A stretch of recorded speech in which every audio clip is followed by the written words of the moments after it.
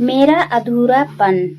क्या मैं इतना बदकिस्मत हूँ जिसने अपनी माँ का चेहरा भी कभी न देखा हो, ना कोई तस्वीर, ना कोई पहचान, ना कोई याद, कुछ नहीं।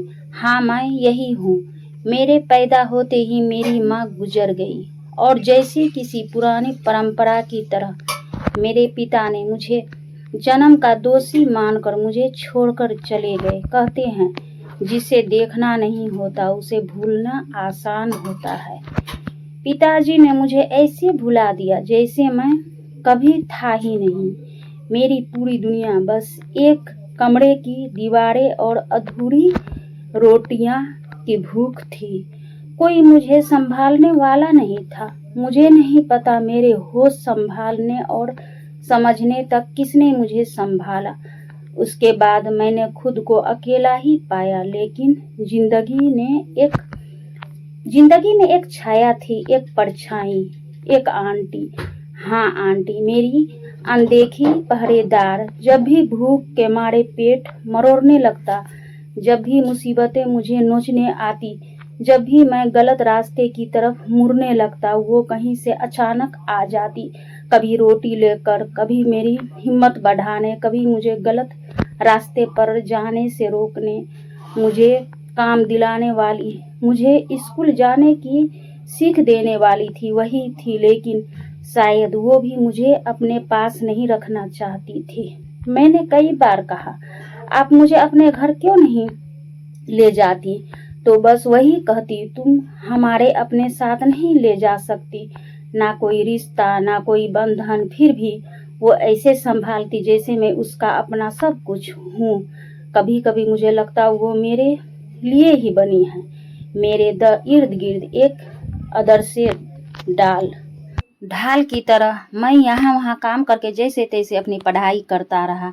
आंटी हमेशा मुझसे कहती थी, इन सब चीज़ों से बाहर निकलना है तो तुझे पढ़ना होगा। मैं पढ़ाई में अच्छा निकला, नौकरी मिली और अब मैं अपने पैरों पर खड़ा था।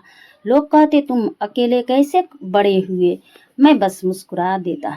मुझे कोई संभालने वाला था, बस नाम का पता नहीं। आंटी ने तो मैं अपनी मर्जी से मिल नहीं सकता था आंटी से। कुछ समय बाद मैंने उससे बोलना भी छोड़ दिया। मैंने कई बार कहा कि अब आप मेरे साथ रह सकती है, पर हमेशा की तरह उनका यही जवाब होता, ऐसा नहीं हो सकता। पता नहीं उनकी बातें मुझे समझ नहीं आती। मैं कहता था कि आपको इस उम्र में कहीं कुछ हो गया तो मुझे पता भी नहीं चलेगा, मैं आपका ख्याल रखूंगा। उनका जवाब हमेशा की तरह बस मुस्कुराना होता। वो मेरे लिए एक पहेली से कम नहीं थी।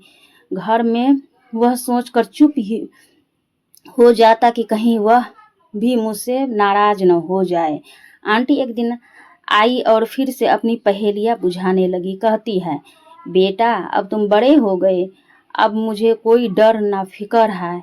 अब मैं तुमसे ना भी मिलूं तो कोई हर्ज नहीं। मैंने कहा, आप ऐसा क्यों बोल रही है? आंटी की उस बात को मैंने उनकी और बातों की तरह लिया। ऐसे ही एक दिन मुझे खबर मिली कि मेरे पिता इस दुनिया में नहीं रहे। उन्होंने मुझे छोड़ दिया, लेकिन मैं जैसे ही कुछ लायक हुआ उनके लिए खड़ा हो गया था। और ऐसा करने को भी मुझे आंटी ने ही बोला था। उन्होंने समझाया कि प्रेम करो, नफरत नहीं। हालांकि मैं उन्हें माफ़ नहीं कर पाया, लेकिन उनके अचानक चले जाने से मुझे दुख हुआ। मुझे जाना पड़ा अपना फर्ज निभाने। वही मेरी वहाँ पिताजी के जानकारों से मुलाकात हुई। एक बुजुर्ग से बातचीत में पता चला कि वो मेरे पिता और माँ दोनों को जानते थे। उन्होंने कहा कि शायद उनके पास मेरी माँ की तस्वीर है।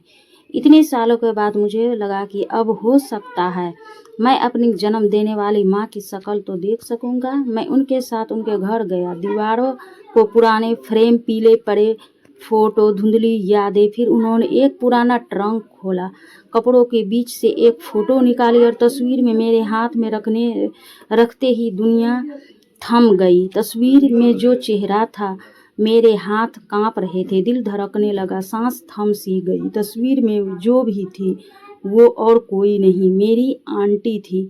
मेरी आंखों में आंसू खुद ब खुद बह निकले, शरीर जैसे सुन पड़ गया। मैंने कांपती आवाज़ में पूछा, ये मेरी माँ है? वो बुजुर्ग बोले, हाँ बेटा, वही तुम्हारी माँ है। तुम्हारे पैदा होते ही ये इस दुनिया से चली गई थी। और जैसे ही मेरी आंखें खुली तो खुली रह गई, मेरी सांसें और वहीं रुक गई, मेरी उंगलियां कांपने लगी। दुनिया एक ही पल में धीमी पड़ गई। तस्वीर में वही चेहरा जिसे मैं बचपन से आंटी कहकर पुकारता आया था, जो हर बार तब आती थी जब मैं भूखा होता था, जब मैं गलती करने लगता था, जब मैं गलत राह पर भटकने वाला होता था, जब मैं मदद के लिए रोता था। आंटी वही वही और वही जैसे मेरी जमीन माँ, खिसक मेरी गई। पैरों मैंने में। तस्वीर दोबारा देखी, यही वही आंखें, वही मुस्कान, वही सादगी, सब कुछ बिल्कुल वैसा ही। लेकिन एक भारी डराने वाला सवाल मेरे पूरे दिमाग में बिजली की तरह कौंध था। मेरी माँ तो मेरे जन्म लेते ही मर गई थी, तो फिर वो कैसे मेरे पास आती रही? मैंने तेजी से सोचना शुरू किया। वो वक्त जब मैं बहुत बीमार था और कोई पास नहीं था, अचानक वो आ गई थी। वो रात जब मैं स्टेशन पर भूखा सो रहा था, उन्होंने मेरे हाथ में खाना रख दिया था। वो दिन जब मैं गलत लोगों के साथ जा रहा था, उन्होंने मेरा हाथ खींचकर रास्ता बदल दिया था। और वो हमेशा आती थी, लेकिन उतनी ही तेजी से गायब भी हो जाती थी, जैसे हवा में घुल जाती हो, जैसे कोई परछाई हो, सिर्फ मेरे लिए। मैंने तस्वीर को थोड़ा दूर किया और कांपती आवाज में खुद से कहा, क्या वो सच में जाने के बाद भी मुझे देखने आती रही?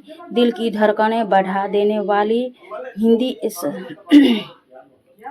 रहस्य, डर और अनजाने सच से भरी हर कहानी में छुपा है एक ऐसा मोड़ जो आपको सोचने पर मजबूर कर देगा। शायद वो कभी गई ही नहीं थी, शायद वो हमेशा मेरे आसपास थी, कभी छत की परछाइयाँ बनकर, कभी अंधेरे में धीमी आहट बनकर, कभी किसी अजनबी की तरह मदद बनकर। इसीलिए कभी भी वो मुझे अपने साथ नहीं ले जाती थी।